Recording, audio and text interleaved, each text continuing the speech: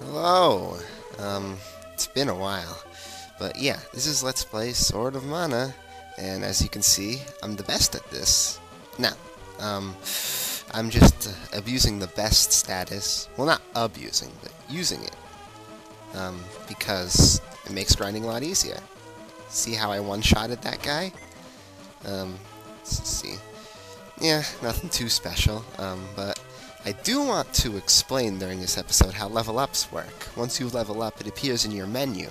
That's how you actually activate the stat boost.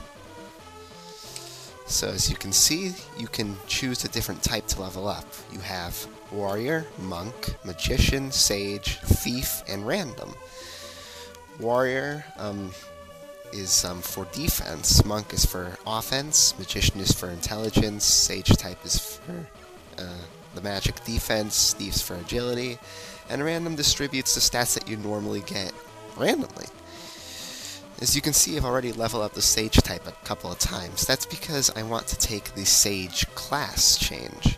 Now, how class changes work, remember the guy that was talking about that before, after you've selected a certain class a number of times, you will undergo a class change that will give you a certain extra boost. In my case, I want to level up the Sage type a lot because it will give me a boost to my light magic later in the game. In order to get the first Sage type class change, you must level up the Sage type 5 times, so I'm working towards that.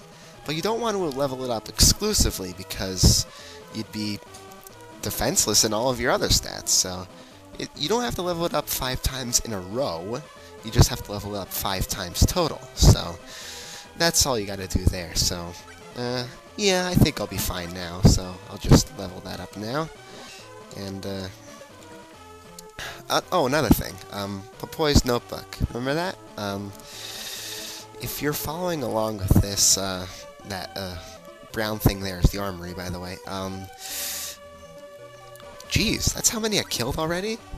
Anyway, I wanted to tell you how the bestiary works in this game. Or the bestiary, you know, for you grammar Nazis, pronunciation Nazis. Anyway, here are the stats of the Rabite. Pretty simple enemy. You get its normal stats there. Now, something that you might not understand is the things on the right over there. Those are its weaknesses and resistances. If you're not familiar with the system, like I wasn't when I first played this game, it tells you elsewhere. I think you'll get a note later that'll tell you that the circles mean that it's normally effective. The circles within circles mean that it's super effective. The triangles mean that it is not that effective, and the X's mean that it is immune to that kind of attack. As you can see here, the Rabbi is weak to those bash-type weapons. You wouldn't know this right away, but yeah, those are the bash-type weapons. The sword is there at the top, and what's right under that is the staff. I don't know if I was able to show you the picture of the staff before, but that's what it looks like. It's weak to the staff because if you're playing as the girl who doesn't have a lot of power, you want to be able to kill these guys just so you can level up a little bit. Most fauna, which is the animal type that this Rabite is, are neutral against all kinds of physical attacks and not weak to bash types, so they just gave the Rabite a little exception so it's a little easier for the girl in the beginning. The elements, the magical elements are on the right. From top to bottom it's light, darkness, moon, fire, water, wood, wind, and earth. As you can see, it is immune to earth and weak to wind, which I guess is goes without saying. Another weird thing is that it doesn't tell you how much money they give you in the bestiary when you beat them, which is kind of weird, but you take what you can get, I guess. And one more thing. Prime, over there in the sub, those are the monster's senses. I don't really think I need to explain this because you can get through the entire game without worrying about senses and you wouldn't miss a thing, but I'll explain it anyway.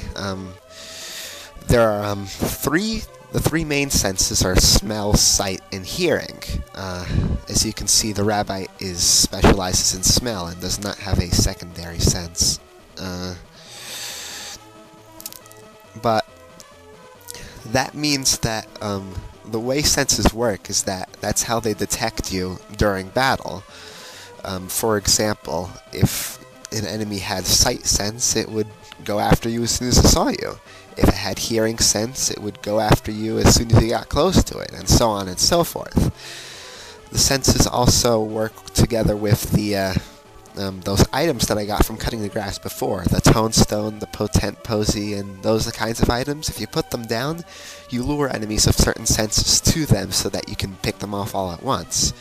But that's totally not worth it. I just sell them because they're worth 15 lucre each, and that's not that bad in the beginning of the game.